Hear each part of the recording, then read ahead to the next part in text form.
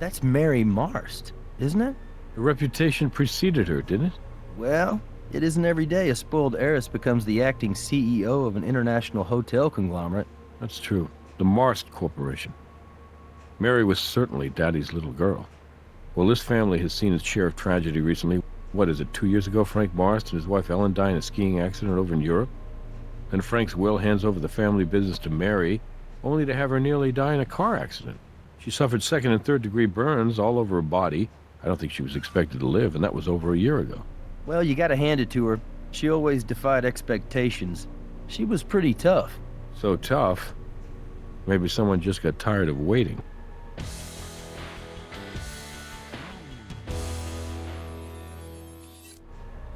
Mary's hospice nurse and her stepsister Jane Barrett found her like this. I'll let you guys go to work. If you need anything, you know where to find me. Okay, partner. Ready when you are.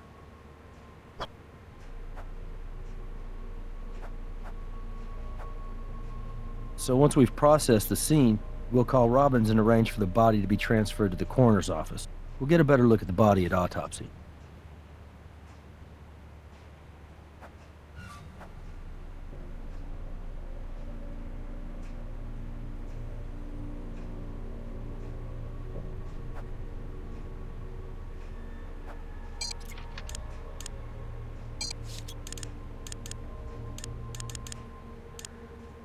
Hey, you sure you're ready to get out of here? Because I can think of a couple things we haven't taken a look at yet. Why don't we make sure the scene's secure and get a statement from each witness? Then we'll go from there.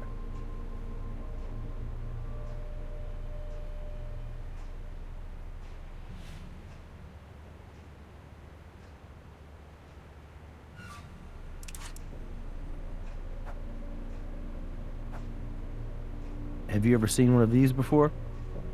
It's a device used with an IV to monitor a patient's dosage of medication. So it looks as though if Mary were experiencing some pain, she could just push this little button here, and the regulator would release a dose of morphine into her IV. You see this? There's a serial number right along the broken seam here. So if we put these pieces back together at the lab, we should be able to read it.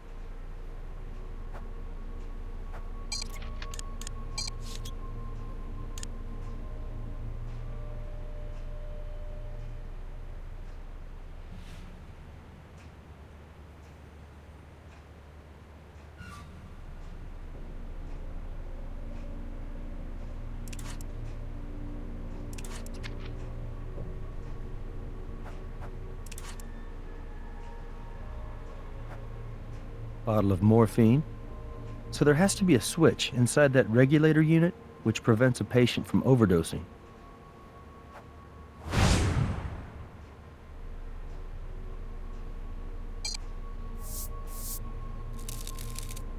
Now that's an excellent print.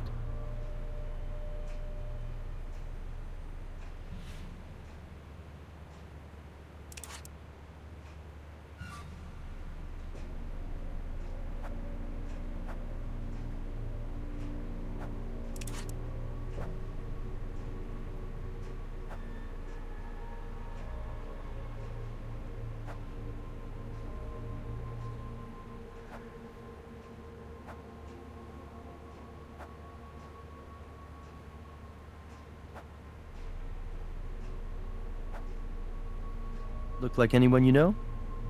Maybe not. This bust is of the late Frank Marst, Mary's father. Looks like it's made of solid bronze.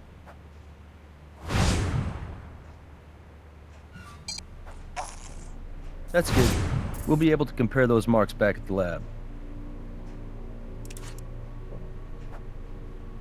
Shoe impressions? Left in mud. The mud's still moist, fresh.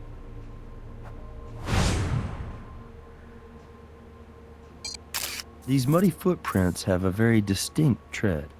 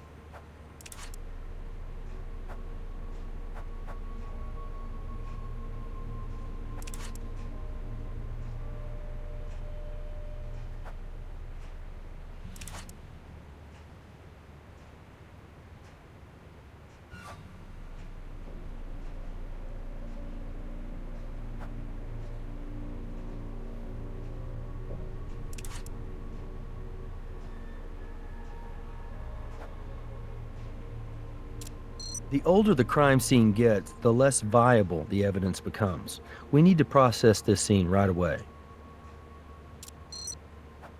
Excuse us, miss. We're with the Las Vegas Crime Lab. We'd like to ask you a few questions, if you don't mind. Starting with your name, please. I'm Pauline Liu. I'm Mary's hospice nurse, but I suppose you might have been able to guess that from the uniform. That is, or was, the unit which regulated Mary's morphine dosage. The mobility in the two fingers on her left hand allowed her to press the button on the regulator. By breaking the regulator, there'd be no control over how much morphine Mary was receiving. There'd be no way to monitor it. If Mary pushed the button too often, then a small safety latch inside the regulator would engage. The latch blocks any further signals into the mechanism dispensing the morphine. It's what prevents an overdose. Yes, and Miss Barrett, that's Mary's stepsister. She and I found Mary. Like this. About 7:45, I think. Miss Barrett visits us every Sunday and she usually arrives by 10 o'clock, but today she was early. She rang the bell about 7:30. Miss Barrett and I were together when we came into the room and found Mary just like this. I was just devastated. No, it's just not physically possible. Mary was burned over 75% of her body, and we're talking about burns which were second and third degree. The scar tissue is so extensive, her mobility had been limited to 2 fingers on her left hand. It's hard for me to say this, but I do believe Mary wanted to die. It's a miracle she survived the car accident, but the quality of her life from that moment on was extremely poor. It's difficult to imagine just how much physical pain she was in on a daily basis. We did as much as we could to ease that pain, but I know she's in a much better place now. Could she talk at all? No, the damage to her vocal cords was too severe. And she couldn't move enough to sign either. Miss Barrett once purchased a computer for Mary so she could literally talk through it. But even though you could operate the voice software with the touch of a button, Mary showed no interest in it. Are you familiar with the Nightingale Pledge? It's an oath nurses take, like the Hippocratic Oath. Part of it goes, I will abstain from whatever is deleterious and mischievous and will not take or knowingly administer any harmful drug. So in answer to your question, no, I did not assist Mary in ending her life. I have a small room at the house. Family prefers I refer to it as the chalet. Anyway, when the family hired me, it was with the understanding that Mary required 24-hour care.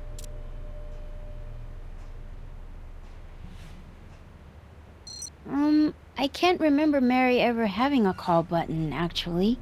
I used to just check in on her 4 or 5 times a night. But I stopped doing that a few months ago when the doctor was able to adjust the regulator to administer a dosage which allowed her to sleep peacefully through the night. I should have never have stopped checking in on her. Maybe I could have saved her. No, Mr. Barrett, I mean John, Mary's brother, well, stepbrother, actually. I'm sorry, it's a little confusing. He lives in the chalet. He told me he moved in right after they decided to check Mary out of the hospital. She hadn't been expected to live very long, and they thought it would be nice for her to live out the rest of her days looking out over the waters of Lake Merritt. He spent a lot of time with her every day, talking to her, reading to her. They were very close. When we couldn't revive Mary, Mr. Barrett got very upset and left the house. I don't know. I took care of Mary, but I was not particularly close to the family. I tried to be as inconspicuous in their lives as possible. Yes, of course.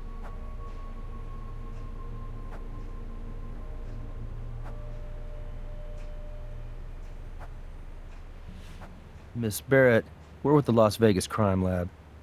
I know you're upset, but we'd like to ask you a few questions if you don't mind.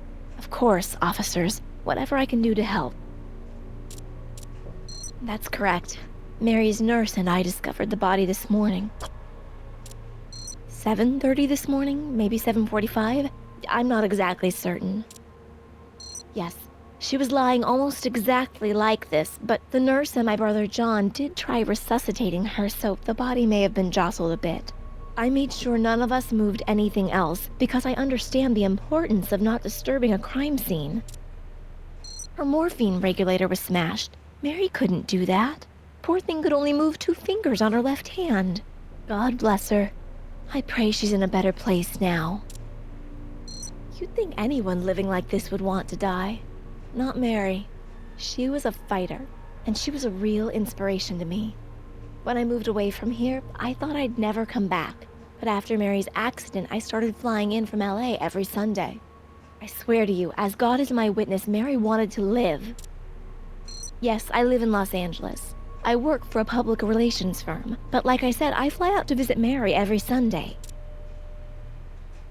Yes, that's right. I'm sure you've heard of my stepfather, the self-proclaimed hotel tycoon. The bust is almost as imposing and impressive as the man himself. He and my mother died less than a year after it was commissioned. They were skiing in the Swiss Alps. I can tell you, everyone was shocked when the living will entrusted Mary to step in as the acting CEO of Marst Hotel and Entertainment. Well, needless to say, no one thought a party girl could take over the reins of a multinational travel and leisure conglomerate, including me. But I have to admit, we were all wrong. Tragically, the very same night she announced her retirement and appointed her successor, she crashed her car. Yes, it is. She was so badly burned, the doctors told us she wouldn't live through the night. I will never forget the look on my brother's face when he heard the doctor say that. It's all impossibly difficult to describe to you. I mean, first our parents, and then Mary? It was almost too much to bear. But the way she fought, she was stronger than anyone could have guessed.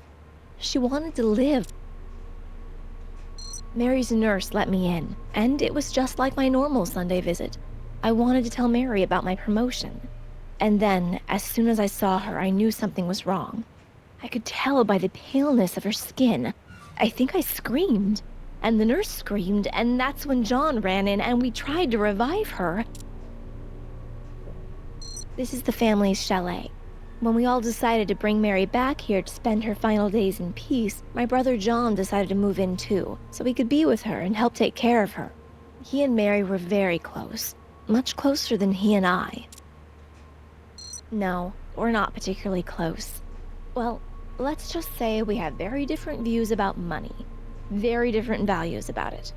Growing up as an only child, Mary had always wanted a little brother, and John was more than happy to be spoiled by her. I have no idea. He ran out of here and I haven't seen him since. Thank you for your time, Miss Barrett. We'd like it if you could remain here in Las Vegas until we have a better idea of what happened to your stepsister, okay? All right, officers. Whatever you think is best.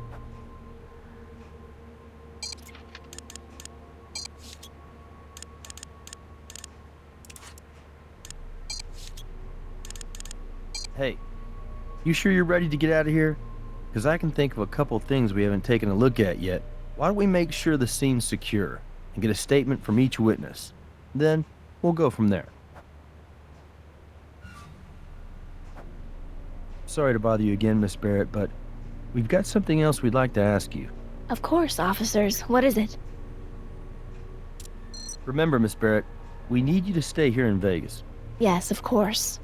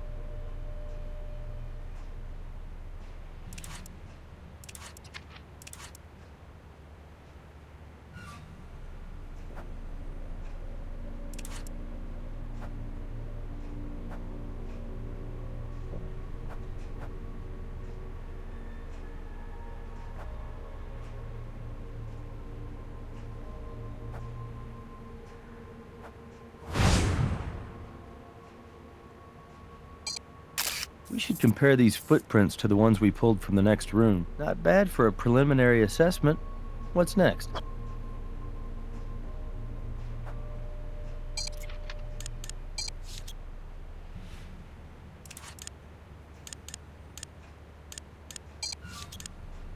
I'll call Robbins, tell him to send somebody down here to pick up the body, and I'll make sure the officers hold the scene for us, just in case we need to come back here.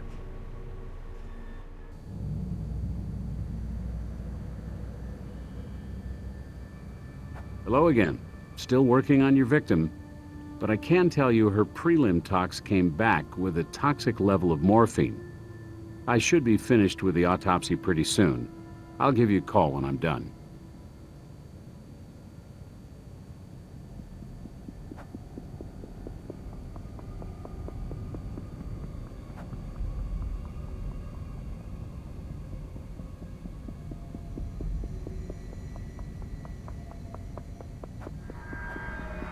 Hello again. Still working on your victim, but I can tell you her prelim tox came back with a toxic level of morphine. I should be finished with the autopsy pretty soon. I'll give you a call when I'm done.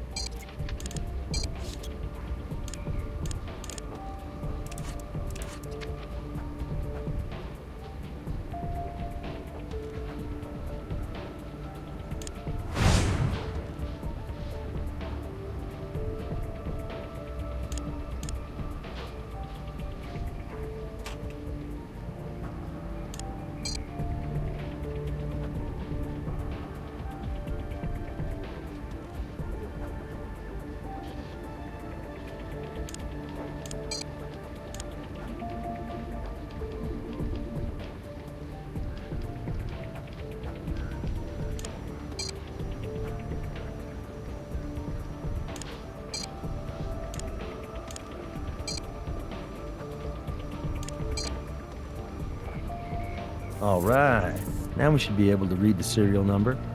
I'd collect those bits of metal, too. They weren't part of the regulator.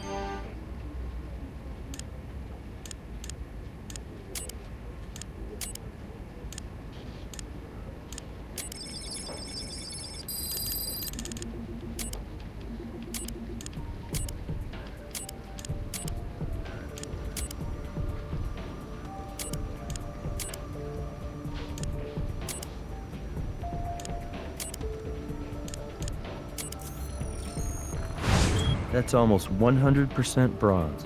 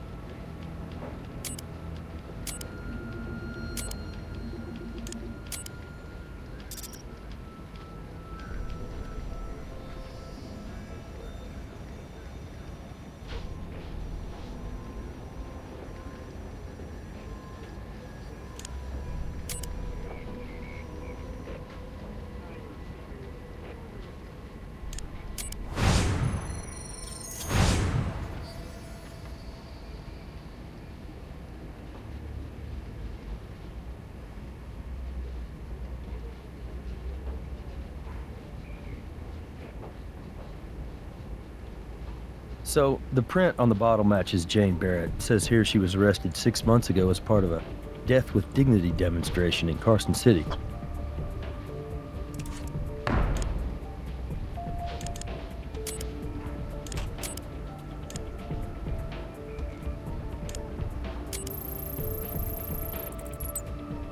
That's the record of Mary Marst's morphine usage.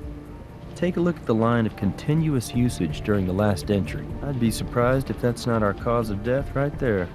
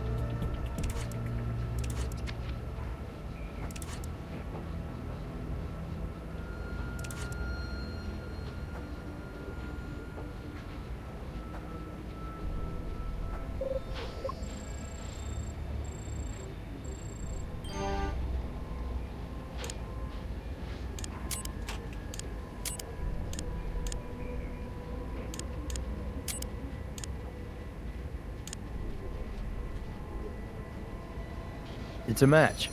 That bronze trace we found in the broken regulator pieces came from that bronze bust of Frank Marst. The evidence suggests someone took the bust from the front room and used it to break open the regulator. Then they removed the morphine control inside. Then the murderer pushed the button on the regulator to give Mary an overdose of morphine.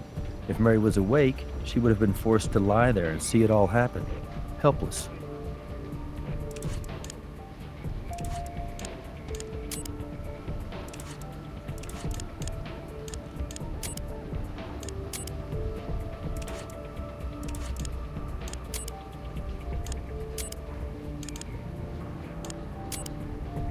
Same tread, same size. So whoever passed by the bronze bust of Frank Marst also approached Mary Marst in her bed.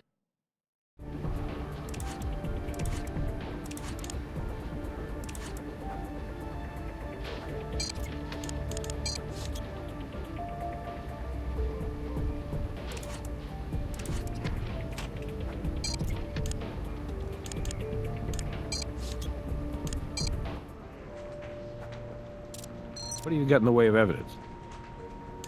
Prints on the bottle of morphine belong to Ms. Barrett? Well, until Doc Robbins gives us the results of the autopsy, we can't even think about a warrant. But maybe Ms. Barrett will come in here voluntarily to answer some more questions. No harm in asking her, right? Thank you for coming in voluntarily, Miss Barrett. Of course, officers. I'm happy to help with your investigation. To be honest with you, I'm uncomfortable with her appearance.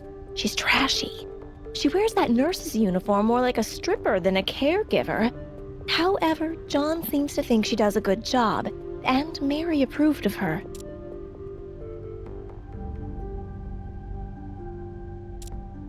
No, of course not. Mary had already passed by the time I got here. No, of course not. Mary had already passed by the time I got here. Oh, I'm sorry. I thought you meant today. I did change her morphine when it ran out during my visit last week.